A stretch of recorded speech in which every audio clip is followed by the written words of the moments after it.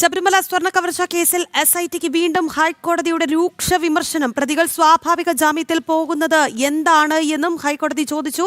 കുറ്റപത്രം നൽകിയാൽ പ്രതികൾ സ്വാഭാവിക ജാമ്യത്തിൽ പോകുന്നത് തടയാൻ സാധിക്കും. കുറ്റപത്രം നൽകാത്തത് എന്തുകൊണ്ടെന്നും കോടതിയുടെ ചോദ്യം. പൊതുജനങ്ങൾക്കിടയിൽ ആശങ്കയ്ക്ക് കാരണമാകുന്നുണ്ട് എന്നും കോടതി ചൂണ്ടിക്കാട്ടിയിട്ടുണ്ട്. വിവരങ്ങളുമായി രേഷ്മ ബാബു ചേരുകയാണ്. രേഷ്മ, ഹൈക്കോടതിയുടെ ഭാഗത്തു നിന്ന് SITക്ക് മേൽ അതിരൂക്ഷമായ വിമർശനം ഉണ്ടാകുന്നത് ആദ്യത്തെ തവണയല്ല. എന്തായാലും ഈ ഇടക്കാല കുറ്റപത്രം വരാത്ത സാഹചര്യം അത് കോടതിയും ചൂണ്ടിക്കാട്ടുന്നു എന്നുള്ളതാണ്.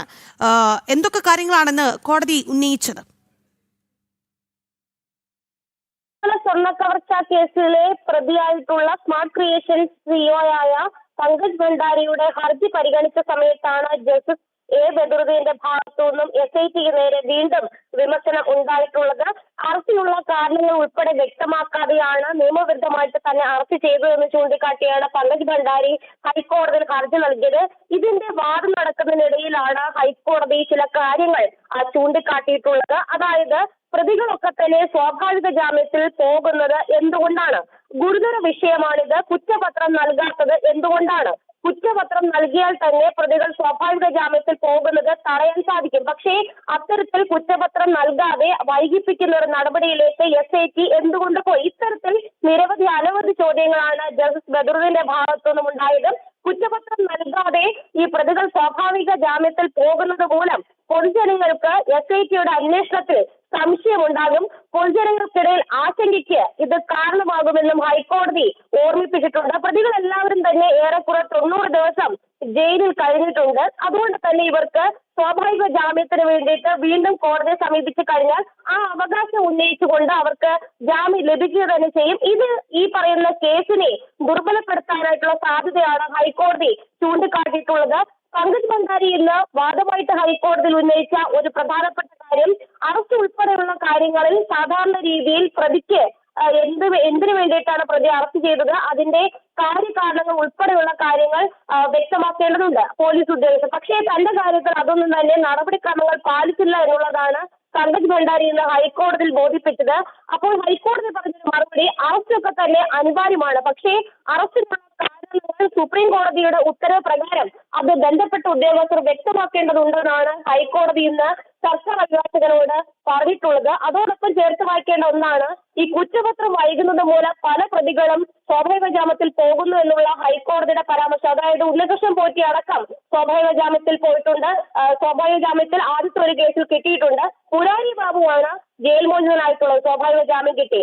അത്തരത്തിൽ മുഖ്യ പ്രതികൾക്കൊക്കെ തന്നെ സ്വാഭാവിക ജാമ്യത്തിന് അർഹത കിട്ടുന്ന തരത്തിലേക്ക് ഈ കുറ്റപത്രം നൽകാതിരിക്കുന്നതിലൂടെ അല്ലെങ്കിൽ SITയുടെ ഈ നിരുത്തരവാദിത്തപരമായിട്ടുള്ള നടപടിയിലൂടെ സാധിക്കുന്നുണ്ട് എന്നുള്ള പരോക്ഷ വിമർശനമാണ് ഹൈക്കോടതി സിംഗിൾ ബെഞ്ച് ഇപ്പോഴും നടത്തിയിട്ടുള്ളത്. നമുക്ക് നേരത്തെ അറിയാം, ഈ ശങ്കർദാസിന്റെ അറസ്റ്റ് വൈകിയ സംഭവത്തിൽ ശങ്കർദാസിന് ഗുരുതര രോഗമുണ്ടോ എന്നുള്ള കാര്യങ്ങളൊക്കെ തന്നെ അവ്യക്തത ഉണ്ടെന്ന് ഹൈക്കോടതി ചൂണ്ടിക്കാട്ടിയതാണ്. അതേ ബെഞ്ച് തന്നെയാണ് ഈ പങ്കജ് ഭണ്ഡാരിയുടെ ഹർജി പരിഗണിച്ച സമയത്തും ഈ പ്രതികൾക്കൊക്കെ തന്നെ സ്വാഭാവിക ജാമ്യം കിട്ടുന്ന തരത്തിലേക്ക് SITയുടെ ഈ കുറ്റപത്രം സമർപ്പിക്കാത്ത തരത്തിലുള്ള നടപടികൾ അതിന് വഴിവെക്കുന്നു എന്നുള്ള രൂക്ഷമായ വിമർശനം ഉണ്ടായിരിക്കുന്നത്. എന്നാൽ SIT സംബന്ധിച്ച് വലിയൊരു തിരിച്ചടി തന്നെയാണ്. കാരണം പല വിധത്തിൽ മുഖ്യപ്രതികളൊക്കെ തന്നെ സ്വാഭാവിക ജാമ്യത്തിന് വേണ്ടിയിട്ട് കീഴ്ക്കോടതിയെ സമീപിക്കുന്നുണ്ട്. നേരത്തെ ഈ പത്മകുമാറിന്റെ ജാമ്യാപേക്ഷ തള്ളിയ ഘട്ടത്തിൽ ഹൈക്കോടതി പറഞ്ഞത് 90 ദിവസം പിന്നിട്ട് കഴിഞ്ഞാൽ സ്വാഭാവികമായിട്ടും പ്രതികൾക്ക് വീണ്ടും കോടതിയെ സമീപിക്കാം, അവർക്ക് അതിനുള്ള സ്വാഭാവിക ജാമ്യത്തിനുള്ള അർഹതയുണ്ട്, അത് അവരുടെ അവകാശമാണെന്നുള്ളതാണ്. അത്തരത്തിൽ ഇടക്കാല കുറ്റപത്രം പോലും സമർപ്പിക്കാതെ അവർ ഈ പ്രതികൾക്കൊക്കെ തന്നെ രക്ഷപ്പെടാനായിട്ടുള്ള ഒരു പഴുത് SIT സംഘം ഒരുക്കുന്നുണ്ട് എന്നുള്ള വിലയിരുത്തലിലേക്കും ഇത് കാരണമാകുന്നുണ്ട്.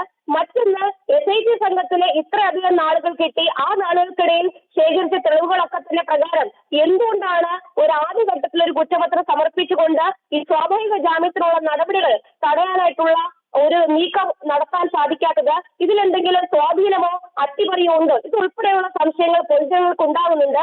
ആ പൊതുജനങ്ങളുടെ ആശങ്ക അത് കൃത്യം അസ്ഥാനത്തല്ല എന്നുള്ളതാണ് ഹൈക്കോടതി പറഞ്ഞിട്ടുള്ളത്. സ്വാഭാവികമായിട്ടും ഈ മുഖ്യപ്രതികൾ, കാരണം ഈ ശബരിമല സ്വർണ്ണക്കവർച്ച കേസ് എന്ന് പറയുന്നത് വെറും ഒരു കേസല്ല, അതിന് വലിയ മാനമുണ്ട്. ഗുരുതരമായിട്ടുള്ള കുറ്റകൃത്യമാണ് നടന്നത്. ഒരു പരിപാവനമായിട്ടുള്ള പുണ്യമായിട്ടുള്ള ഒരിടത്ത് ഇത്രയധികം സ്വർണ്ണം കവർന്നെടുത്തു. അതിൽ മുഖ്യപ്രതികൾ എന്ന് പറയുന്നവർക്ക് പിന്നിൽ മറ്റൊരു സംഘമുണ്ടെന്ന് കോടതി പോലും സംശയിക്കുന്ന ഘട്ടം. അത്തരത്തിൽ ബൃഹത്തായ ഒരു കേസിന്മേൽ സംഘം നടത്തുന്ന ഈ നിരുത്തരവാദിത്വത്തെയാണ് ഹൈക്കോടതി ഓർമ്മപ്പെടുത്തിയിട്ടുള്ളത്, ചൂണ്ടിക്കാട്ടിയിട്ടുള്ളത്. എന്തായാലും SITക്ക് നേരെ ഹൈക്കോടതി സിംഗിൾ ബെഞ്ച് ഈ കുറ്റപത്രം വൈകിപ്പിക്കുന്നതിനുള്ള അതിന്റെ നടപടികൾ മൂലം സ്വാഭാവികമായിട്ടും പ്രതികൾ രക്ഷപ്പെടുന്ന കാര്യങ്ങളാണ് എന്തായാലും അക്കാര്യം ചൂണ്ടിക്കാട്ടിക്കൊണ്ട് കോടതി പറഞ്ഞ ഗുരുതരമായ വിഷയമാണിത് എന്നുകൂടി കോടതി ചൂണ്ടിക്കാട്ടുന്നുണ്ട് എന്നുള്ളതാണ്. അതായത് പൊതുജനങ്ങൾക്ക് ഇങ്ങനെയാണ് കാര്യങ്ങളുടെ പോക്കെങ്കിൽ പൊതുജനങ്ങൾക്ക് സംശയങ്ങൾ ഉണ്ടാകും, അന്വേഷണത്തിൽ സംശയങ്ങൾ ഉണ്ടാകും. കൃത്യമായ ഒരു അന്വേഷണം, വളരെ ട്രാൻസ്പെറന്റ് ആയിട്ട് ഒരു അന്വേഷണം ഈ വിഷയത്തിൽ നടക്കേണ്ടതിന്റെ ആവശ്യകതയുണ്ട്. അത് തന്നെയാണ് ഹൈക്കോടതി ആദ്യം മുതലേ ചൂണ്ടിക്കാട്ടുന്നത്. എന്തായാലും ആ ഹൈക്കോടതിയുടെ ഒരു നോട്ടം ഈ വിഷയത്തിലുള്ളത് കൊണ്ട് തന്നെയാണ് പൊതുജനങ്ങൾ SITയെ വിശ്വസിച്ച് മുന്നോട്ട് പോയിരുന്നത്. പക്ഷേ അറസ്റ്റൊക്കെ ഒരു ഫുൾ സ്റ്റോപ്പായി മാറുന്ന ഒരു സാഹചര്യമൊക്കെ ഉണ്ടായിരുന്നു. അതിൽ നിന്ന് ഒരിക്കൽ ഹൈക്കോടതി ഈ വിഷയത്തിൽ ഇടപെടുകയുണ്ടായി, വിമർശനം ഉന്നയിക്കുകയുണ്ടായി. അതിന് പിന്നാലെ തന്ത്രിയടക്കം SIT അറസ്റ്റ് ചെയ്യുന്ന സാഹചര്യം വന്നു. അപ്പോഴും നമുക്ക് മുന്നിലുണ്ട് മുൻ ദേവസ്വം മന്ത്രി കടകംപള്ളി സുരേന്ദ്രൻ അടക്കമുള്ളവർ ഇപ്പോഴും വളരെ സുരക്ഷിതരായി നിൽക്കുന്നവരുടെ കൂട്ടത്തിലാണ്. എന്തായാലും ഇന്ന് കോടതി ഉന്നയിച്ച കാര്യം, അതായത് പൊതുജനങ്ങൾക്ക് അന്വേഷണത്തിൽ സംശയങ്ങൾ ഉണ്ടാകുമെന്ന കാര്യം, അത് എങ്ങനെയാണ് ഈ ഘട്ടത്തിൽ നമ്മൾ വിലയിരുത്തേണ്ടത് രേഷ്മ? രാത്രി സ്വാഭാവികമായിട്ടും പൊതുജനങ്ങൾക്ക് ഇക്കാര്യത്തിൽ ആശങ്കയുണ്ട്. കാരണം ഈ അയ്യപ്പന്റെ സ്വർണ്ണമാണ് കവർന്നെടുത്തിരിക്കുന്നത്, അയ്യപ്പന്റെ സ്വത്താണ് പോയിരിക്കുന്നത്. ഭക്തർ നൽകിയിട്ടുള്ള സംഭാവനകളൊക്കെ തന്നെ തിരിമറിയിലൂടെ ഒരു സംഘം തട്ടിയെടുത്തതിൽ ആ പൊതുജനങ്ങൾക്ക് ആകാംക്ഷ ഉണ്ടാകും. അതിന്റെ ഏറ്റവും ഒടുവിലത്തെ നടപടികൾ കൂടി അവരെ സാഗൂതം വീക്ഷിക്കുന്നുണ്ടാകും. പക്ഷേ SIT സംഘം ഇതുവരെയുള്ള കാര്യങ്ങളിലൊക്കെ തന്നെ ഒരു വീഴ്ച നടത്തിയിട്ടുണ്ട് എന്ന് ഹൈക്കോടതി തന്നെയാണ് പറയുന്നത്. കാരണം അറസ്റ്റ് ചെയ്യുന്ന ഘട്ടത്തിൽ ചിലരെ മാത്രം ഒഴിവാക്കുന്നു, ചിലരെ അറസ്റ്റ് ചെയ്യുന്നതിൽ SIT സംഘത്തിന് മടി ഉണ്ടാകുന്നു. ഹൈക്കോടതി 2 തവണ പറഞ്ഞതിന് ശേഷമാണ് KP ശങ്കരദാസിലേക്ക് കൃത്യമായിട്ട് SIT സംഘം ചെന്നെത്തിയത്. അത് മാത്രമല്ല അറസ്റ്റ് ഉൾപ്പെടെയുള്ള കാര്യങ്ങൾ രേഖപ്പെടുത്തുകയാണ് ഉണ്ടായത്. പിന്നീട് പൂജപ്പുര സെൻട്രൽ ജയിലിലേക്ക് ഹൈക്കോടതിയുടെ വിമർശനത്തിന് തൊട്ട് പിന്നാലെ മാറ്റുകയും ചെയ്തിട്ടുണ്ട്. അത്തരത്തിൽ എവിടെയൊക്കെ തന്നെ ഒരു സ്വാധീനം ചെലുത്തൽ അല്ലെങ്കിൽ സ്വാധീനത്തിന് അടിമപ്പെടുന്ന ഒരു നടപടിയിലേക്ക് SIT സംഘം നീങ്ങുന്നുണ്ടെന്ന് നേരത്തെ തന്നെ ഉയർന്ന ആക്ഷേപങ്ങളാണ് ഹൈക്കോടതി പലതവണ ശരിവെച്ചിട്ടുണ്ട്. പക്ഷെ ഇപ്പോൾ എടുത്തു പറയേണ്ട കാര്യം, എന്തുകൊണ്ടാണ് SITക്ക് കുറ്റപത്രം സമർപ്പിക്കാനായിട്ട് ഈ ഒരു ലാഘവത്വ മനോഭാവം അല്ലെങ്കിൽ സമീപനമുള്ളത്? ഒരു ഇടക്കാല കുറ്റപത്രം സമർപ്പിച്ചിരുന്നുവെങ്കിൽ ദ്വാരപാലക സ്വർണ്ണപ്പാളി കടത്തിയ കേസിൽ ഉണ്ണികൃഷ്ണൻ പോറ്റിക്ക് സ്വാഭാവിക ജാമ്യം അത് ലഭിക്കില്ലായിരുന്നു. മുരാരി ബാബു സ്വാഭാവിക ജാമ്യത്തിന് അർഹതപ്പെട്ട് പുറത്തിറങ്ങില്ലായിരുന്നു. ഇത്തരത്തിൽ മുഴുവൻ പ്രതികൾക്കും സ്വാഭാവിക ജാമ്യത്തിന് അർഹത ഉണ്ടാകുന്നതുവരെ കാത്തിരിക്കുന്ന ഒരു നടപടിയാണ് ഇപ്പോൾ SIT സംഘം എടുക്കുന്നത്. കാരണം കപ്പുമാർ 60 ദിവസത്തിലധികമാണ് പിന്നിട്ടിരിക്കുന്നത്. അതുകൊണ്ട് മാത്രമാണ് സ്വാഭാവിക ജാമ്യത്തിന് അർഹത ഇല്ലാതെ പോകുന്നത്. പക്ഷേ മുരാരി ബാബുവിന് ആ അറസ്റ്റ് ചെയ്ത ദിവസം കണക്കൂട്ടുമ്പോൾ 90 ദിവസം പിന്നിട്ടതിന്റെ അടിസ്ഥാനത്തിലാണ് കീഴ്ക്കോടതി ജാമ്യം അനുവദിച്ചത്. അതുപോലെ മിക്ക പ്രതികളും 90 ദിവസം പിന്നിടുന്ന ഒരു ഘട്ടത്തിൽ ഈ കുറ്റപത്രം സമർപ്പിക്കാത്ത ഒരു സാഹചര്യത്തിൽ അവർക്ക് സ്വാഭാവിക ജാമ്യം കിട്ടും. അതിന് തടയിടാനായിട്ടുള്ള ഒരു നടപടിയിലേക്ക് അന്വേഷണ സംഘം കടക്കാത്തത് എന്തുകൊണ്ടെന്നുള്ള ചോദ്യമാണ് ഹൈക്കോടതി ഏറ്റവും പ്രസക്തമായിട്ട് ഒടുവിൽ ഉന്നയിച്ചിരിക്കുന്നത്. ഇതിലെടുത്ത് മറ്റൊരു കാര്യം കൂടി ഉണ്ട് രാഖി. ഒരു ഇടക്കാല കുറ്റപത്രം സമർപ്പിച്ചുകൊണ്ട് ഈ നടപടികളൊക്കെ തന്നെ, അതായത് ഈ പറയുന്ന പ്രതികൾക്ക് ജാമ്യം കിട്ടുന്ന സാഹചര്യത്തെ തടയാനായിട്ട് സാധിക്കും. ഇതുവരെയുള്ള തെളിവുകൾ ശേഖരണത്തിൽ നിന്നും അത്തരത്തിലുള്ള നീക്കം SITക്ക് നടത്താമായിരുന്നതേ ഉള്ളൂ. പക്ഷേ ആ ഒരു നടപടിയിലേക്കൊന്നും തന്നെ SIT കടന്നില്ല. ഫെബ്രുവരി അവസാനത്തോടുകൂടി, ഈ മാസം അടുത്ത ഫെബ്രുവരി അവസാനത്തോടുകൂടി ഇതിന്റെ അന്വേഷണത്തിന്റെ കാലാവധി അവസാനിക്കുകയാണ്. പലതവണയാണ് നീട്ടിക്കൊടുത്തിട്ടുള്ളത്. അറസ്റ്റ് ഉൾപ്പെടെയുള്ള കാര്യങ്ങൾ നടത്തി ഈ പ്രതികളെയൊക്കെ തന്നെ ജുഡീഷ്യൽ കസ്റ്റഡിയിലുമാക്കി. പക്ഷേ ചില പ്രതികളെ ഇപ്പോഴും ചോദ്യം ചെയ്ത്, അതായത് കടകംപള്ളി സുരേന്ദ്രൻ ഉൾപ്പെടെയുള്ള ഒരു ഉന്നത സ്ഥാനത്ത് നിന്ന ആളുകളെയൊക്കെ തന്നെ ചോദ്യം ചെയ്ത് വിട്ടയച്ച നടപടിയായിരുന്നു SIT നടത്തിയത്. പിന്നീട് അവരെ വിളിപ്പിച്ച് വീണ്ടും അറസ്റ്റ് ഉൾപ്പെടെയുള്ള കാര്യങ്ങളിലേക്കൊന്നും തന്നെ കടന്നിട്ടുമില്ല.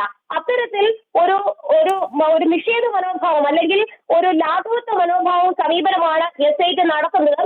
എന്തായാലും SITക്ക് ഇത് 4ാം തവണയാണ് ഈ ശബരിമല സ്വർണ്ണ കവർച്ച കേസിൽ ജസ്റ്റിസ് ബദറുദ്ദീന്റെ ഭാഗത്തുനിന്ന് വിമർശനം ഉണ്ടാകുന്നത്.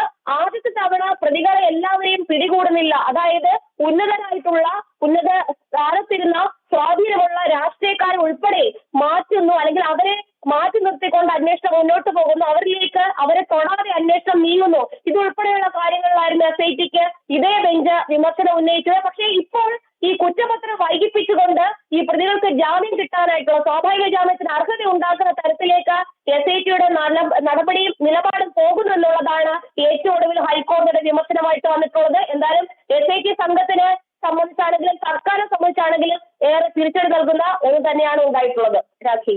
ശബരിമല സ്വർണ്ണ കവർച്ച കേസിൽ SITക്ക് കനത്ത തിരിച്ചടിയാണ് ഇന്ന് വീണ്ടും ഹൈക്കോടതിയിൽ നിന്ന് നേരിട്ടത് എന്നുള്ളതാണ്. 4ാം തവണയും ഹൈക്കോടതിയിൽ നിന്ന് രൂക്ഷമായ വിമർശനം ഏൽക്കേണ്ടി വന്നു. പ്രതികൾ സ്വാഭാവിക ജാമ്യത്തിൽ പോകുന്നത് എന്താണ് എന്ന് ഹൈക്കോടതി SITയോട് ചോദിക്കുകയുണ്ടായി. കുറ്റപത്രം നൽകിയാൽ പ്രതികൾ ഇത്തരത്തിൽ സ്വാഭാവിക ജാമ്യം നേടി പുറത്തിറങ്ങുന്നത് തടയാൻ ആകില്ലേ എന്ന കാര്യമാണ് കോടതി ചൂണ്ടിക്കാട്ടിയത്. കുറ്റപത്രം നൽകാത്തത് എന്ത് കൊണ്ട് എന്നും കോടതി ചോദിക്കുകയുണ്ടായി. പൊതുജനങ്ങൾക്കിടയിൽ ആശങ്കയ്ക്ക് കാരണമാകും, അന്വേഷണത്തിൽ സംശയങ്ങൾ തോന്നാൻ കാരണമാകുമെന്നുള്ള കാര്യം കൂടി കോടതി ചൂണ്ടിക്കാട്ടിയിട്ടുണ്ട്. വളരെ ഗുരുതരമായ സാഹചര്യമാണിത് എന്നതും കോടതി ഓർമ്മിപ്പിക്കുകയുണ്ടായി. എന്തായാലും SITയെ സംബന്ധിച്ചിടത്തോളം വളരെ കനത്ത തിരിച്ചടിയാണ് എന്നുള്ളതാണ് കോടതിയിൽ നിന്നുണ്ടായത്. ശബരിമല സ്വർണ്ണ കവർച്ച കേസിൽ SIT വീണ്ടും തിരിച്ചടികൾ നേരിടുന്നു എന്നുള്ളതാണ്. എന്തായാലും അറസ്റ്റ് വൈകുന്ന സാഹചര്യം, അക്കാര്യവും കോടതി ചൂണ്ടിക്കാട്ടുകയുണ്ടായിരുന്നു.